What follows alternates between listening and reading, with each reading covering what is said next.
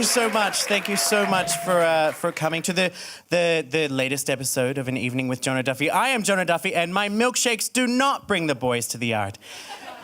But they can lead to type 2 diabetes if you don't enjoy them in moderation. How are we this evening?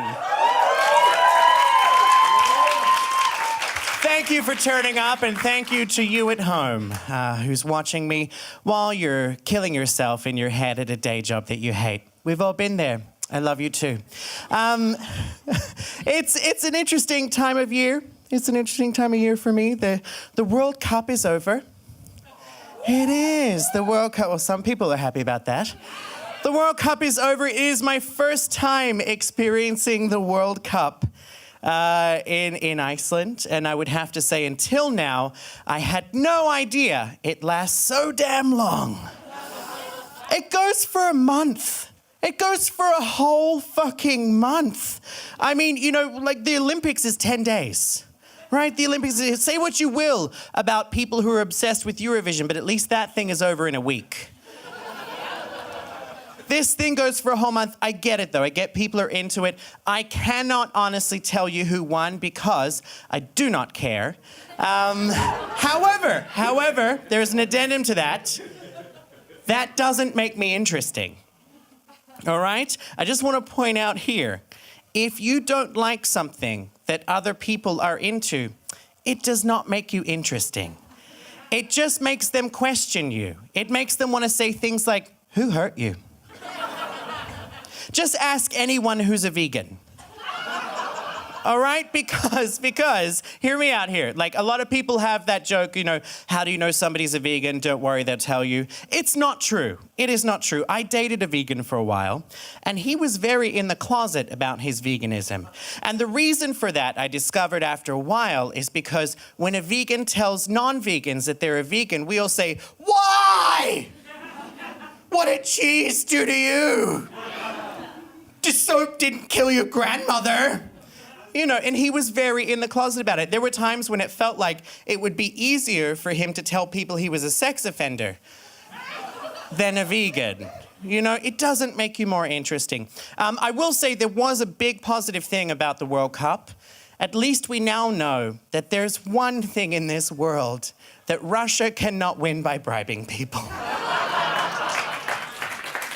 While the World Cup was on, I actually got myself addicted to a certain reality TV show. It's called Fear Factor. Has anybody seen Fear Factor? Okay, it's a good. If you haven't seen it, watch it. I warn you, it is a gateway drug. For those that don't know, it is a show, a game show, right, where they get people who have immense fears, whether it's spiders or snakes, and they offer them cash to face their fears. So they just put them in a tank of snakes and spiders. And if they survive, they win money. It's great. But what I noticed about that was, you know, it's the one show on TV that tries to prove once and for all that exposure therapy works. And not only that there's something better than exposure therapy. Exposure therapy with a significant cash prize at the end, because that's the world we live in now. And I started thinking to myself when I was watching Fear Factor that I think there is a way that they could make that show more terrifying and more entertaining if they did an episode purely based on obsessive-compulsive disorder. Could you imagine? All the contestants would have to do challenges that mainly relate to patterns or things being out of order. You know, like, Joshua, your challenge is to spend 4 minutes in this bathroom. It's completely tiled, but one of the tiles is out of sync. And it throws the whole pattern off. No! Maria, for $10,000, you must cut these 23 pizzas into 13 slices each. But no slices are allowed to be the same size or symmetrical in any way, shape, or form. Just imagine all of the contestants huddled on the floor in the fetal position just going, give me the spiders! Just give me the spiders! So that's what I did during World Cup. But But hey, we have another incredible show for you tonight. I'm so thankful you're all here. Give yourselves a round of applause.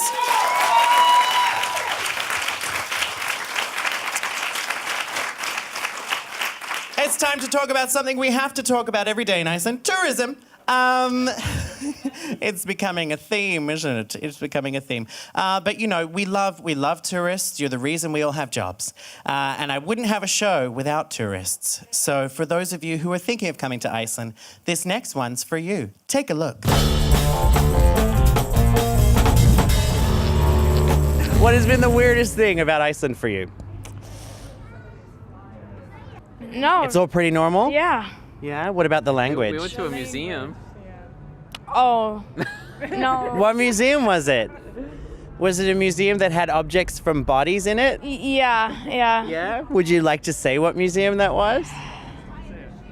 Is this your dad behind you? Yeah. Yeah? He's weird. Is he trying to get you to say a word that you don't want to say? Sure. I'll say it's the Penis Museum. There you go. You proud? Yes. We made a family proud today, everybody. How long you been here? For 2 days. Yeah. 2 days. From where? From Whidbey Island, Washington State. America. Yeah. Oh my God. You know exactly where the lens is. Where are you from? I'm from New York. New York. Yes. Have you ever noticed how Americans always say their city, not their country? To be had this evening. Now I have. Now you have. What is the worst thing you could do as a tourist? As a tourist, probably wear the gear. Like if I was wearing a t-shirt right now that said Iceland. Yeah, but yeah. What mountain did you come from today? It's gonna be one of those interviews, huh? The schmuck with the tourist hat and the. I'm not Icelandic myself, so you can be super honest with me. How have you found the Icelanders? Everybody's been super nice. Dry, but Yeah. Dry. That's I've never heard them explain that way, but I totally understand Yeah. what you mean. They're dry. It's a real dry humor and you know, pretty quick wit too. So, yeah. Have you wanted to come here for a long time, or just since you read about it on BuzzFeed, or? A few years. yeah. Yeah. I didn't know anything about it really, and then we just decided. It's gotten really trendy. You know, like it seems like everybody you talk to over in the United States knows somebody's going to Iceland or who's been. So did you make sure you got in so that you could be the hipsters in 5 years who are like, we were there before it was cool? right. That's the only reason we came. And what is the weirdest thing about Icelanders? The sun. No. You're all prepared for it. Yes. But what has been the weirdest thing about Iceland for you so far? I guess these questions are the weirdest now. These questions are the weirdest. We have a winner. What do you think is the weirdest thing about Icelanders? Everyone looks like me. Blonde, blue eyes, pale. Is that a reference to, do you think that's a great look? Is it almost yeah, it's beautiful. a perfect look? Yeah, everyone looks very similar. No, there's no setup. I really feel like this is Although that's bad. what the Nazis thought. What is the worst thing about Icelanders? No discipline. Say it. No discipline. No discipline. Yeah, sometimes. Sometimes. The kids are all little shits. We're not saying that. No. We're not gonna be You heard it right here, everybody. They're all little shits. Cut that out. Have you been here long? Yeah, a little over a week. Yeah. And what is the first thing you noticed that was strange about Iceland? The umlauts. Oh, the little dots above the O. Yeah.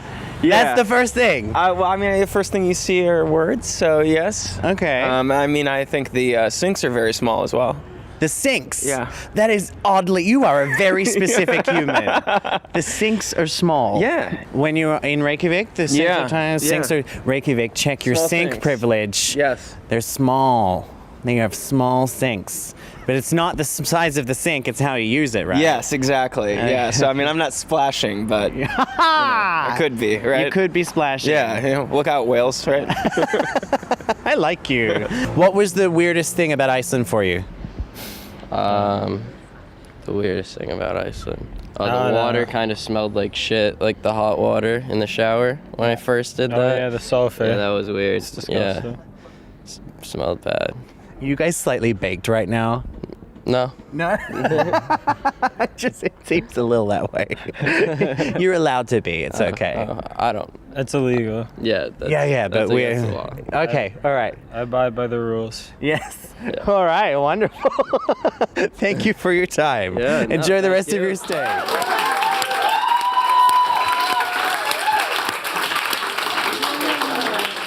They were so stoned. But how about the sink guy, yeah? Never thought about that one. Hey, it is time for me to invite a guest to join us tonight. Some of you may have seen her work and not even realized it before. She is a comedian. She is also an award-nominated screenwriter. Please welcome proud Icelander, Snjólaug Lúðvíksdóttir. Have a seat. How are you? You busy woman. Good. Yes. Do I look good? You look amazing. Thank you. You look you're amazing. So So, for those that don't know you, you live here in Iceland. I live in Reykjavik. In I Reykjavik. do stand up. Yes, and you were And also a screenwriter. I write for So for TV those and film. that doesn't mean she writes. She doesn't just find screens to write on. She's not a vandalist. You write things for film. Yeah. For And film and TV. Yeah. And you started getting noticed when you wrote was it a short film? It was a Yes. short film that started getting nominated for awards. Yeah. Tell And us then about that. That's a short film that we did. That's kind of how you get into it. Like a short Yeah. film is kind of like your CV to see tell people this is what we can do. Yeah. Please give us a lot of money so we can make a real film that people want to actually see. Okay. And that's what So happened. just in case you're at home making short films, you're Yes. what people do so that they can then make real films. Yeah. Nobody cares about your short film, basically. No. You send that to festivals, and then if it goes well, then people kind of trust you and give you bigger projects. And I've seen your award-nominated short film. It is amazing. It is the story of a woman. A religious woman who gets a blood transfusion, and it's not allowed in her religion, and she starts to freak out and kind of change into the blood donor. So it's kind of like She starts to turn into the blood donor. Yeah. Oh, wow, that's fascinating. And so that got you noticed, and now you are working on a TV series. Yes. Which one is that? Are you allowed to talk about it? Yes, I think so. I don't know. We'll see. I'm writing the next season of Stella Blomqvist, which which for those of you who don't know is a crime thriller series about a lawyer called Stella Blomqvist, who is incredibly sexy and cool and smart. Oh, I said sexy first. Bad feminist. Who is incredibly smart and clever with brains in her head. And she solves crimes. And so this is season 2. The first season season aired 2. earlier Last last year. year. Yeah. I was in it, did you know? You were in it. You had a tampon in your In my nose. Yeah. I was in it. It's episode 5, if anyone wants to watch it. I'm in it for like 30 seconds. It took 17 takes. I'm going to write another period-related role for you. Really? What could you have next? Oh, I don't know. Like a pad? Does it have to be nose related? No, we can stick it in any hole that you have. Okay. What if I get like my whole penis cut off? Oh, nice. And then I have to plug it with a pad or something. Okay. This is going south fast, isn't it? And you also are a comedian. I am a comedian, A like you say. comedian, Yes, as they say in Iceland. Has anyone here ever seen Snjólaug perform live? Give me a shout out if you have. You got some fans in the audience tonight. And you, a lot of people don't know this about you. You speak Icelandic, French, and English. Yes. Which you're currently speaking right now. As proven right now, I speak English, yes. So do you perform in all 3 languages? Yeah, I did stand up in Paris in January in French. What would you say are the main sort of differences when it comes to performing in French?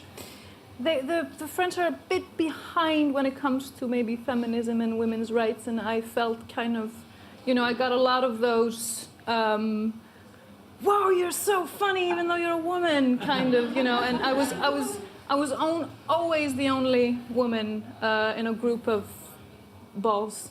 And yeah, but it was fun. I felt like a trailblazer, like I'm kicking the glass ceiling or whatever. Nice. You know, Yeah. just you're smashing it. You're smashing it.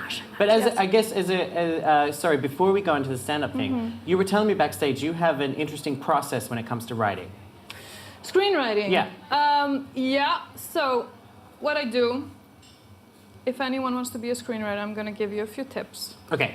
You get an idea, and you fucking love it. You do a lot of research on it, and you're like, oh my god, it's gonna have this theme, and it's so relevant, and it speaks to society, and you love it, and you do research for weeks, and then you think, oh, who's gonna play the main lead?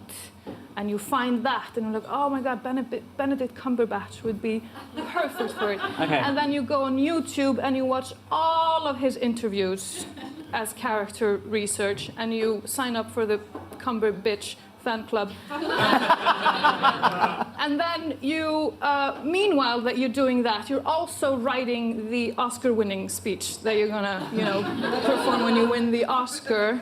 Like pretending to be super humble, like, it's so just an honor to be nominated with these amazing people, all of that. And then the deadline appears. The deadline is like, hey, and then it fucks off. and then you cry for a week. And then you write constantly for 4 days, and you send it in to the producers, who then poop all over it and tell you to do it again. And the whole process begins. It sounds awful. Yeah, it's terrible. Wow. No, it's fun. Yeah. But to anyone who hasn't done it before, like to me, I would just go, oh, I think I'll stick to telling dick jokes. Yeah, that's easier. It's a lot easier. It's a lot easier. But speaking of dick jokes, yes. You're a comedian Yeah. who also happens to be a woman. Yes, I know. What? How about that? You get sick of being asked that a lot? No, not at all. No? People always ask you, what is it like to be a man in comedy, right? You get that question all the time. Well, here's where things are going to get interesting, because we spend a lot of time working together. And I'm a gay man. I don't know if you realize this. No way. Shut up. Oh, I know, right? I know. Even though I am your type, you're. Yeah. Yeah. I would try and fuck you if you weren't gay. She's into bears. And that's sexual harassment, There you everybody. go. Yes. This has been our educational moment for the day. No, but we're very good friends, so this is okay. Yeah. And so we.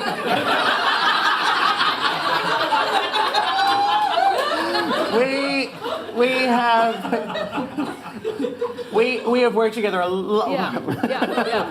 We worked together a lot. Uncomfortable. And I have been backstage. Like, we traveled as well, and I've been backstage with you, and I've seen the way you get spoken to a lot. I've had it in certain, like as a gay comedian, I get often very similar treatment. Yeah. Where minorities in comedy is a straight man's world.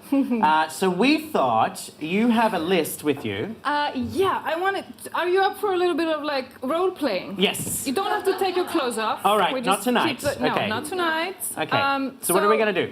Okay, I'm just gonna pretend to call you. Yeah. And you just improvise, but remember the yes and rule of the improv. Okay, of course. Okay. The pretext of this is that these are. I'm gonna treat you like I am treated. Okay, and so these are actual things. I have packed all of the stuff that I have heard or that has been said to me As a woman in comedy. Yes, into a little thing. And you're gonna ask me stuff that you actually get asked. I'm gonna call you. Okay. Ring, ring. Ring, ring. Ring, ring, ring. Hello. Hello, is this Jonathan the male comedian? Yeah, it is Jono the male. Great, hi, my name is Snjólaug. I'm calling from a very big wealthy company, so whatever horrible and offensive things I'm going to say to you, you will have to swallow them politely because money. Oh, that sounds fantastic. Okay, good, perfect. So we have a party. And we need a stand-up comedian. Okay. And it has to be a man. Oh, well, Because, I'm a man. Yeah, it has to be a man because of some new diversity, gender equality bullshit policy, and I'm not happy about it at all because in my opinion, and I mean I mean this in the nicest way possible, because I mean it in the nicest way possible because I respect men. I really do. That's just the kind-hearted person that I am. And from what I understand, you guys are human, but I just don't find them funny. I'm sorry. I mean, they are good at a lot of things, like reaching shelves and stuff, but humor is just not in their. It's just not in their DNA, you know. The genders are just different, and I mean. And it's not just, this is not just prejudice, I know I sound prejudiced, but I actually saw a male stand-up comedian the other day. Oh, you did? And he did not make me laugh, and I just wanted you to know that.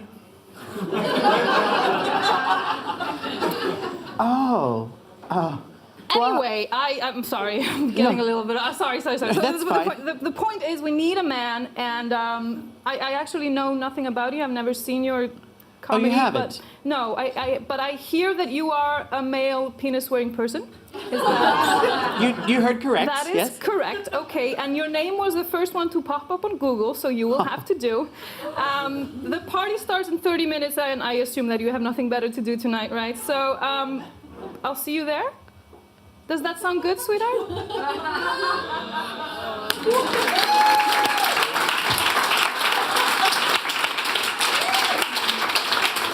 Here's the thing. All of that is true, right? Every single one of those things has been said to you on the phone when someone's booking you. Yeah. And you, like, I guess the moral of that is, and you could join in with me, if you're a dude out there and you're speaking to a woman, maybe you should ask yourself, would I say this to her if she was a dude? Yeah, that's a good rule. No! You wouldn't! But are you gonna perform for us later? Do we want her to perform for us? Okay,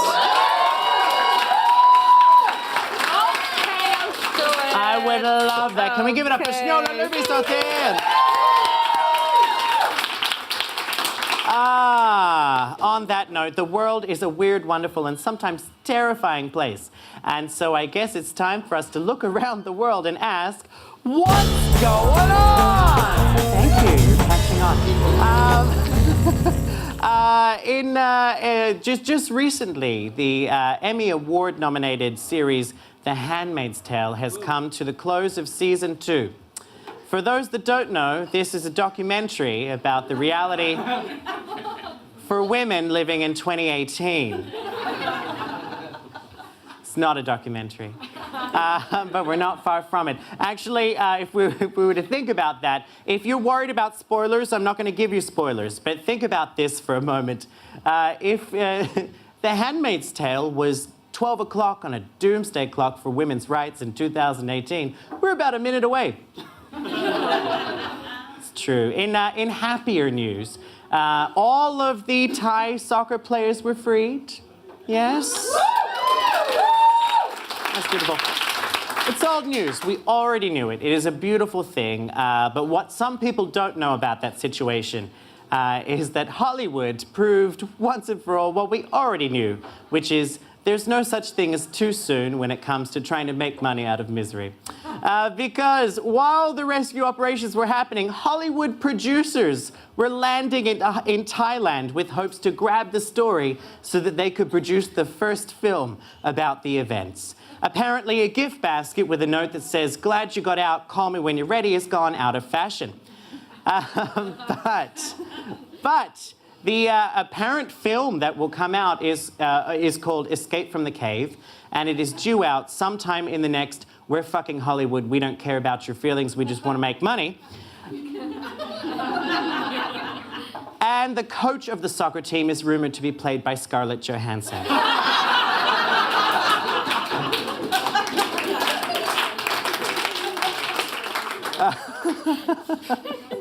They'll make it all about her. Also, back here in Iceland, some interesting news. One of the most popular caves that also has a hot pot inside, and I have to read this. so that I don't get it wrong for the Icelanders. Grotjá. Did I say that right? I don't care. Has been closed. This cave has been closed by the owners of the land that it's on. The reason for the closure is the treatment of this cave by tourists. When the news of this closure hit newspapers and websites in Iceland, the collective nation of Iceland said, this is why we can't have nice things. The reasons for the closure included the treatment of tourists in the ways in which they relieved themselves, washed their shoes, washed plates, brushed their teeth, and even slept in the cave next to the hot pool, despite many signs in different pictures and languages telling them it was not okay. I look at this situation and think, what should we do? Perhaps we should find every natural wonder in Iceland and encase it behind glass, like a natural wonder zoo. Or perhaps we should just create a whole fake attraction for people with signs that say things like, it's totes okay to poop here. The signs all lead in one direction to the mouth of an active volcano. Along the trail, you will consistently hear Nickelback on a loop, and they have several selfie stations along the way. But hey, that's what's been happening in the world this week, and nothing cheers me up when I hear sad and interesting and weird news more than stand-up comedy. So can we please give it up for one of my good friends and a fucking amazing comedian, Snjólaug Lúðvíksdóttir!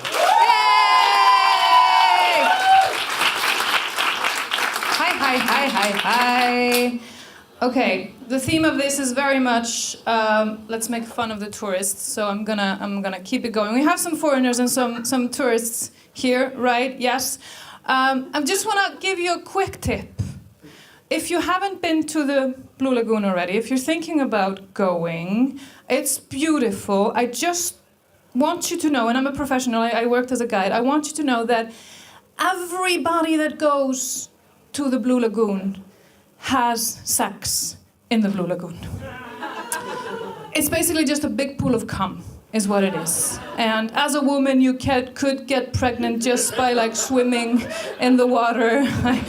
I always take the morning after pill when I'm done bathing there, because, you know, it's, I don't want to end up with a Japanese baby all of a sudden, you know, that would be difficult to explain to the family, you know, so you have that. But we shouldn't take the piss out of tourists, because I like to travel, then I become a stupid tacky tourist myself, and I have trouble when I travel, because I'm not very... or Icelandic people in general are not the friendliest, most bubbly people that you'll ever meet. As proven, we are dry, we are like reserved and boring. And I went to the United States of America in June a few weeks ago, and they like to talk. They love it. I went to California. To be fair, I went to New York a few years ago, and I loved that, because they are super rude. They don't give a shit about you. It felt beautiful. It felt like I was at home. That was nice. But then I went to California, to Palm Springs, and we drove into like small towns because we wanted to meet the real America. And I met real America. Her name is Amber. She works in a little gas station / supermarket, and she loves meeting new people. It's her favorite thing. I walked into that gas station just like blissfully unaware of her sick head and sick mind, and she just jumped me. She was like, hi, my name is Amber. How can I help you? How are you doing today? What brings you into town? Oh my God, by the way, I love your shoes. I was like afraid for my life. I'm like, this is not gonna be a pleasant experience. And I mutter a few words. She spots my accent, immediately freaks out. Is like, oh my God, where are you from? Are you from Iceland? Wow, that's like another country. That's so cool. Like, what do they speak? Do you speak like European, or like, what's going on? I'm like, okay, wait, Amber. Just hold back. My name is Snjólaug. When you translate that, it means snow pool. I am Snowpool from Iceland, and I come from Vikings. Okay, I'm one little dwarf away from being a Game of Thrones character. I am cold. I'm like cold from like inside out. When I'm on my period, I just have like red ice cubes just falling out of my vagina. So I'm sorry, Amber, but if you could just shut the fuck up, that would be amazing. I didn't say that. Obviously, I'm not a freak. I didn't say that. I faked it. I'm great at faking it. I have years of experience, and I was just like, yeah, Iceland's amazing. We have 24-hour sunlight in the summer, and we should definitely come. And now Amber and I are friends on Facebook. That is the truth. America is slowly ruining this world, people. So anyway, about me, I'm single. It's a shocker, I know. Yeah, I'm a bit ashamed of saying it out loud. I've never been in a serious relationship, and I just turned 29 years old 5 years ago, and it's awkward. It's awkward. Yes, it's kind of awkward. I think that one of the reasons why I'm still single is that it doesn't get like easier with age. Now, yes. Now I'm starting to get hairs in places where no hairs should ever be. I have hairs here coming out of my chin like a goat. I have hairs here under my like belly button, and then the latest development, people, I have hairs on my nipples. I can feel the tension. I googled this. This is normal. It's natural. Like 50% of women get nipple hairs, and but they don't tell anyone. And I'm here to break the silence. I have nipple hairs, and I'm very proud of them. Sometimes when I look down, like I have like black. My hair is quite thick, and I'm not blonde. Like I'm not a real blonde, and so I get like long black hairs just all around my nipple.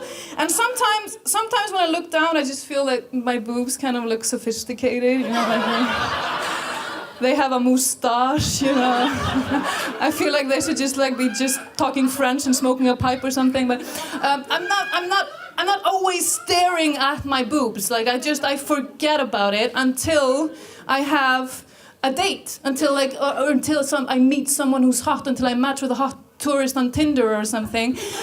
And then I'm like, fuck, my nipple hairs. And this is true. I have had to excuse myself and go to the bed, be like, I'm sorry, I'm just gonna quickly run to the bathroom, and then try to rip them off, like with my fingers, and like, go! But I don't have any fingernails. I have like really shitty fingernails, so I can't get them, and instead I just make them curly. It's not sexy. It's not sexy at all. Anyway, that's all for me. Thank you so much. You're so nice. Thank you. Bye. Give it up for Snjólaug Lúðvíksdóttir. Thank you so much for coming tonight. This brings us to the end of our episode, unfortunately, but we will be back. Thank you so much to Snjólaug. Thank you to the wonderful venue of Hurra for hosting us tonight, and to everyone who's worked on this, and to yourselves. Thank you for coming. Thank you. And to you at home, I see you. And until next time, you do you, honey. Live your life. Thank you so much.